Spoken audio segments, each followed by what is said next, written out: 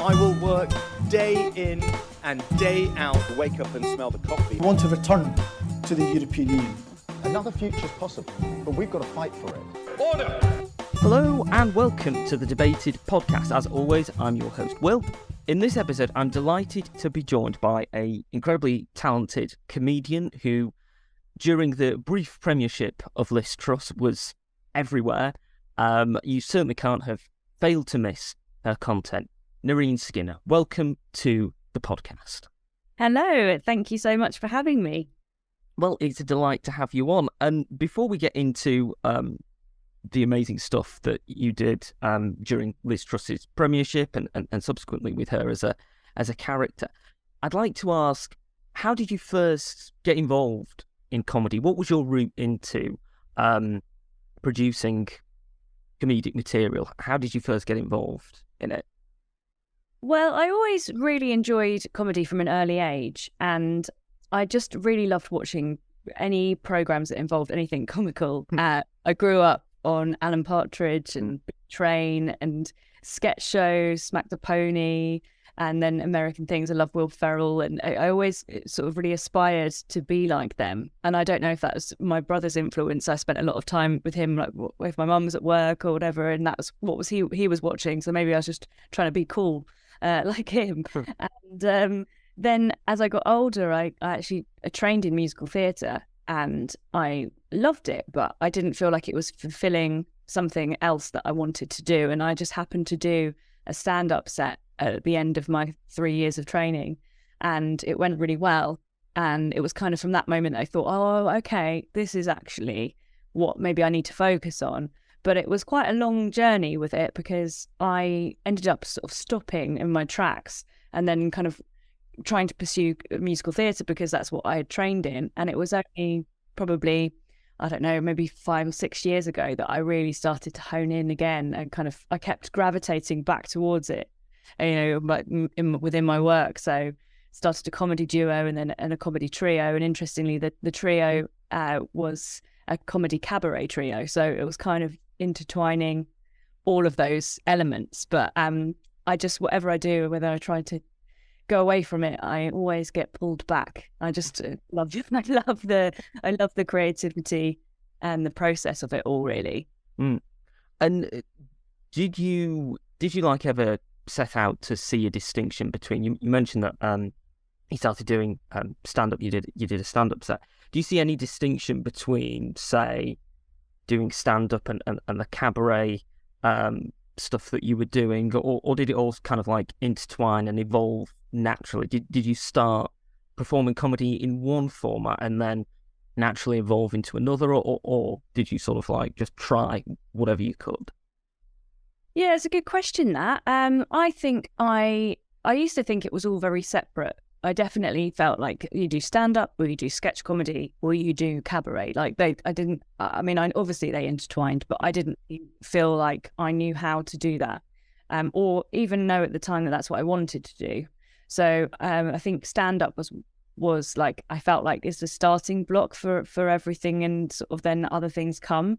But I think that's completely changed now. Like, I feel like anything's possible. And it was interesting. It's only, I suppose, as your confidence grows and you start creating things and forming the duo and started doing sketches and went to Edinburgh, that then you meet people along the way. Like I met my comedy partner on a pantomime, playing, we were Beauty and the Beast, and we were playing those famous roles, baguette and croissants, literal rolls, bread rolls, that nobody'd ever heard of before.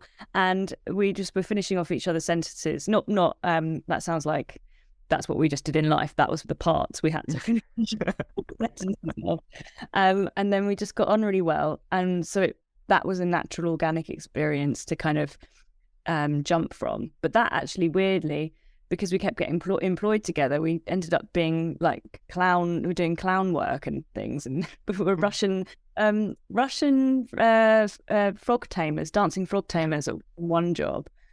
So I think by that point, it felt like all cards were off the table, like anything, we could just do whatever we wanted. And that's when dance started coming into it. And then a couple of years later, then met the other members of the comedy trio, the Dots, and that's when it was like, well, actually, every comedy is always based on truth. Like if we put truth into this, then you can mix whatever medium you want within it.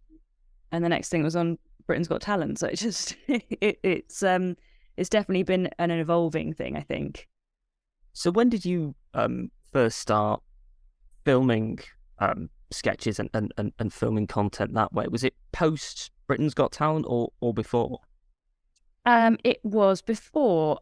Basically, the pandemic, everything stopped, and I didn't know, as we all didn't really know what to do with ourselves, and work had stopped, and I just wanted to be productive. And I'd been putting that on the shelf for years and years. I'd always wanted to do sketches, and with the dream being that I could be on a sketch TV show or have my own one at some point. And I just was too scared to put anything out there.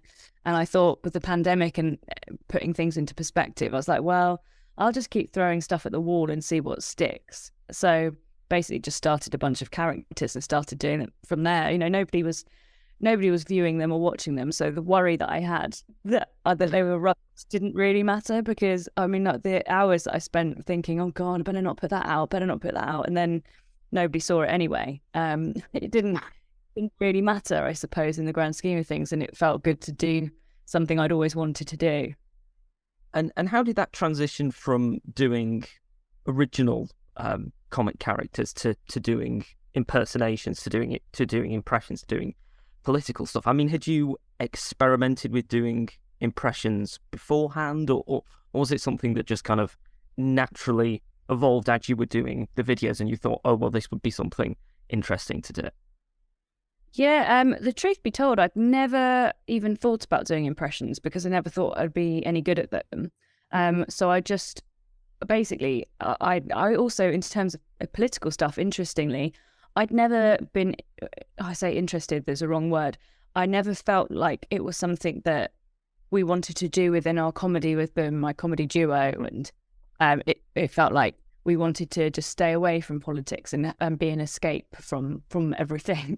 We were reading more poverty as well. And so I didn't really feel, again, maybe a bit of an imposter. I didn't really feel like I maybe knew enough. So I'd always shied away from that, and therefore impressions of politicians, but also just impressions generally. So it was only happened to be that this is a true story. Someone said to me, oh, you need to do Liz Truss. And I was like, I don't know who she is. And then I was on TikTok and I saw this woman talking about cheese. I thought she was a comedian. Genuinely, I thought like this person who looked maybe like she had similar casting to me, that she was doing a better job than me at comedy. And maybe I shouldn't do it anymore. And then it was only when I put two and two together and a friend said, you need to do something on her and you need to do it now. It was her parody campaign, her campaign video. And I thought, oh my gosh, like this is real. I have to do something. And so it actually became again an organic thing that started doing that. And then afterwards, the pressure to sort of keep putting out content to do with her. And obviously after she left, I then felt that I'd got this following of people that would follow me for that reason. So I felt like it was good to try and branch out and do more, I say impressions loosely because they are not impressions. I mean, I wouldn't say impressionists. They are definitely parodies of little things that I think, or nuances about them that I've picked up. But that's where it's come from. So it's a strange journey I've been on. In terms of the voice and the physicality of playing a Liz Truss parody, I mean, was it something that you felt that you were instantly able to replicate, or how much work did it take to get the voice and the head tilt and the hands? Yeah, it's a great question. Again, I don't actually know. The very first one I did, the campaign video, I don't actually think I paid too much attention to it because I was just sort of trying to parody it. And I kind of got a few of I tried to really focus on her smile and that sort of silly smile that she does.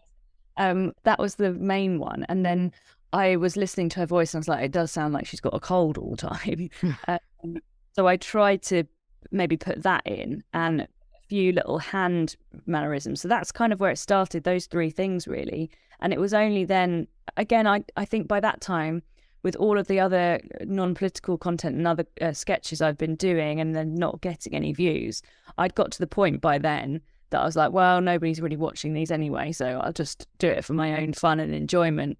And then put it up on, I think it was a Friday night, and overnight it just went wild. And I was like, okay, if I'm going to have to do more of these, I should probably hone in a little bit more. So that's when I started doing loads of research on her and like watching loads of her stuff to try and get a little bit clearer with, you know, what she sounds like, phrases that I could then use to get into character. I mean, pork markets in Beijing as a beginning of me starting to film was like, I did my own head in because I just kept saying it over and over again. So yeah, I suppose it happened over time that then I just kept adding more little details in and sayings that would help me keep in her character. Yeah. I mean, obviously the first one that you did was during the campaign. When she won, how did you feel? Did you feel that, oh, this is a great opportunity for me because I've cornered this market and I can really, you know, now that this person is Prime Minister, I can really create some great content from it? Yeah, I mean, I think I probably was the only one, and obviously other people who were parodying her or doing impressions as well, that was kind of benefiting from her time. That's for sure. But I think it was like on two levels. I was like, yes, this would be good because I can kind of really get out there and make a name for myself doing this thing and can use it as a jumping board. But also I was like, oh gosh, this is going to be a lot of work because I was already exhausted by that point because I kind of was trying to churn out as many videos as I could according to what she was doing. But she was doing stuff like every couple of days and it was a new story. And by the time I'd actually written one and I was about to film it, something else would have happened. So it was just, I knew what was coming for me. So I think it were, you know, for all I knew, that could have been much longer than the very short space of time she was in. In terms of the name Liv Struss, and obviously the other characters that you do have punning names as well, what made you want to create a pun on their name just as opposed to saying, you know, this is my impersonation of Liz Truss? I think that came from probably, like I was mentioning earlier about this, the imposter syndrome. It comes to, well, both politics, but also doing an impression of someone mainly. Like because it was something I'd never done before, I wanted to stay one step removed from it, that it was kind of a parody of this person. So a way of doing that, so it wasn't, maybe the attention didn't have to be so much on my impression, but just the nuances. But also because, you know, having never done that stuff before, and I do everything I do, I try to do with, you know, good intentions, and I don't, you know, wouldn't want to bully anyone or attack anyone in a certain way. So it was also another way of sort of removing myself from that a little bit. So I was a bit separated from the actual person in some way. And when obviously her premiership came to a fairly dramatic end, I mean, how did you feel about that? Because it's something that you had obviously been able to, you know, make a great deal of content out, and suddenly in such a relatively short period, she was no longer Prime Minister. Yeah, I am not gonna lie. I actually I was really upset, but not being on two levels, because one, I was upset that obviously this thing that was going so well, and I was getting interviews and TV interest and lots of things that felt like doors were opening that maybe wouldn't have done, you know, without that exposure. So and also I was thinking I could maybe make it be like the number one Liz Truss impersonator or something, you know, or at least be in the mix, because I know there are others who are doing brilliant jobs as well. But I was sad because obviously that had finished, but also I think I was sad because in a relief sense of the word, that I could just go, I don't have to keep churning. I couldn't have maintained or sustained what I was doing like that. That was the most crazy couple of months ever. So actually, it was probably a good thing. So it was probably a relief at the end of it as well. And I mean, you mentioned earlier that you felt you've had to keep producing similar content, similar like political sketches, because you've built up a following through the Liv Struss videos. When she left office, and you thought that you had to make similar kind of content, but not necessarily just with her, what was your immediate thoughts as to who you could make content out of, who you could make videos about, who you could impersonate or create parodies of? Yeah, to be honest, I didn't really know. I felt like a rabbit in headlights, really, because I just kept getting comments from people just being like, "Oh no, your career's over. What are you going to do now?" And I thought that overnight I would just lose everyone, all of my subscribers or whatever. And I thought, oh gosh, what am I going to do? I need to do something. So I think I was in panic mode. I felt like I needed to do something, and quickly. So that's when I sort of just started playing around, and I was looking at Rishi, I was looking at Angela Rayner, I was looking at Nadine. So I just decided that I think that that's what I'll do now, is just play. I'll use it as a playground, kind of add a few more people and characters to into the mix, and see whether any of those are any good. But I've kind of like got a joke going now that I'm like a political hitman, because when I did obviously Liz, she disappeared. And then when I did Nadine, my first one of those, I think it was a Talk TV parody, and then she resigned like a week later. So I'm like, oh no, I've got some strange powers. But yeah, I kind of, my idea being that no one's safe. It doesn't matter which party or yeah, and also celebrities, I suppose. But I suppose at the time, and even now, there's so much attention around certain areas or certain people. That's where my attention has kind of ended up going. Yeah.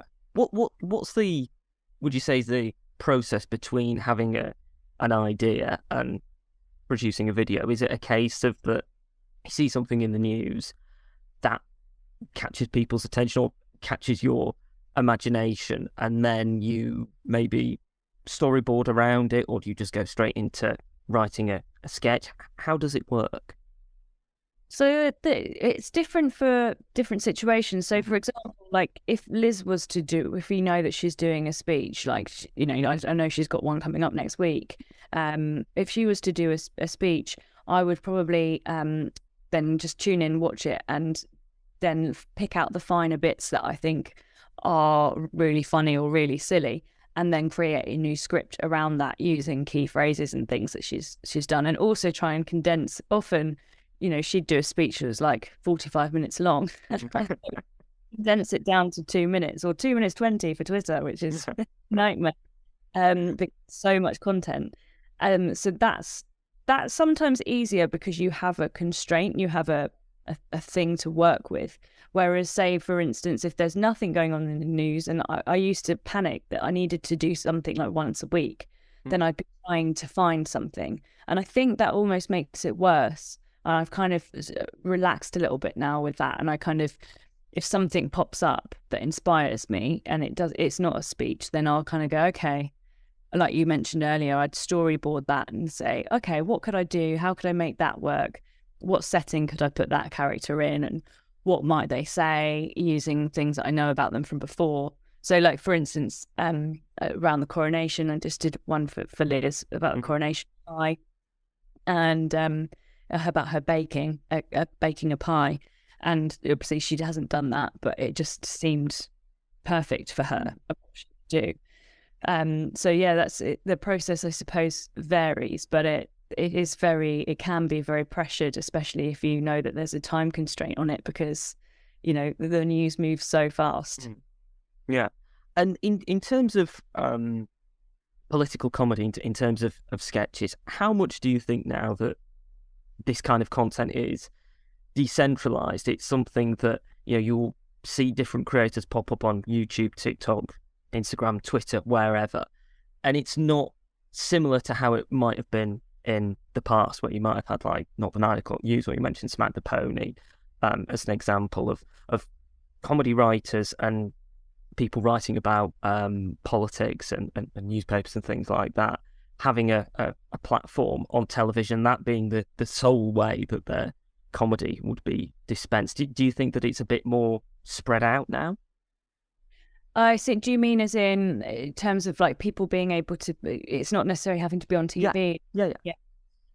Yeah, I think, I mean, it's brilliant what social media, it has its pros and its cons, but it is brilliant in that you can reach such, so many more people than you think, or if you get a video that really just ticks a box or at that perfect time, you can go viral, or, suddenly you'll get the exposure that then might mean that you can make that leap over into TV. So it does feel, it definitely feels different. But then I suppose it's difficult for me because I haven't been doing it online for as long. And actually thinking about it, when I did my just silly sketches and things that I really enjoy and would like to do more of, they rarely do kind of have that attraction because they're not about something particular. They're not current.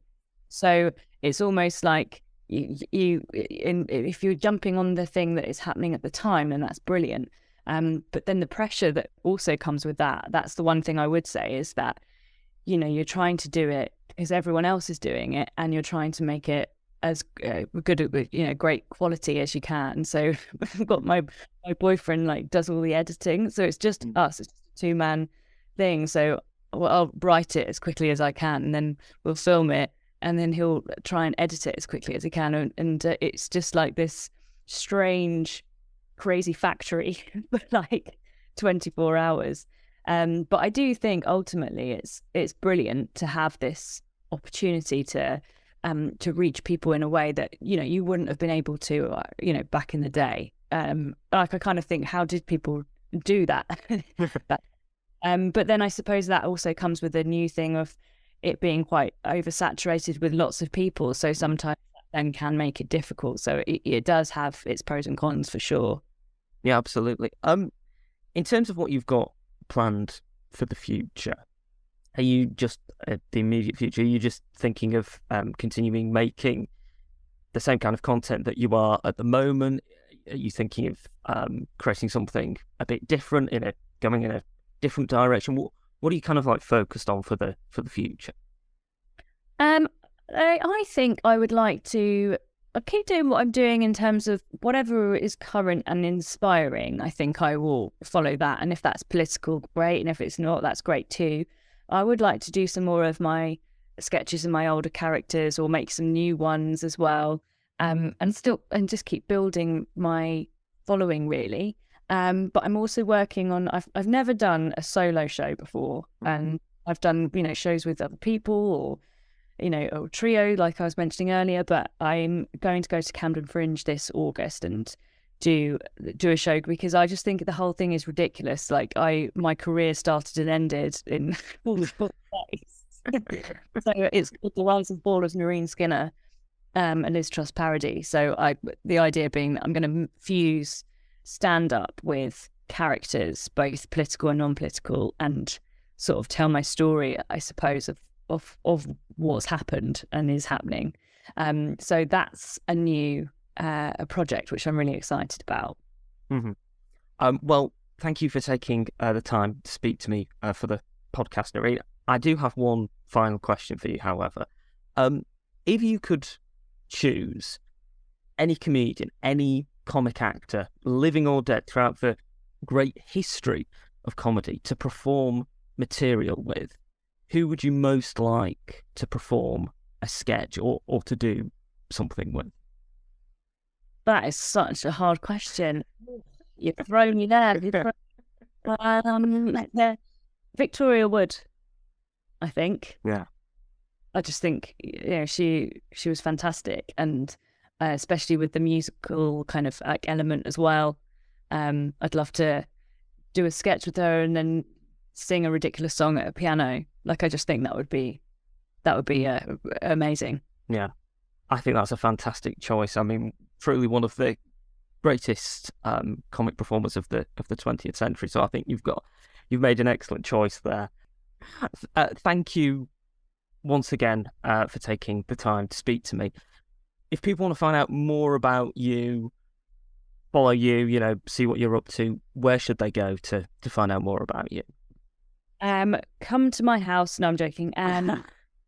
It's my website is nerineskinner.co.uk, and I'm Nerine Skinner, which is Nerine Skinner, on all of my socials as well. Fantastic. Thank you once again for coming on the podcast. Thank you so much for having me. Thank you for listening to this episode of the podcast. If you've enjoyed it, you can subscribe to us on iTunes, Spotify, Podbean, and Amazon Music. You can also follow us on Twitter, @DebatedPodcast, like us on Facebook, Debated Podcast, and if you'd like to get in touch with us, whether about appearing on an episode of the podcast or commenting on an episode that you've listened to, you can do so at thedebatedpodcast@gmail.com. Thank you for listening. I hope you listen to the next one.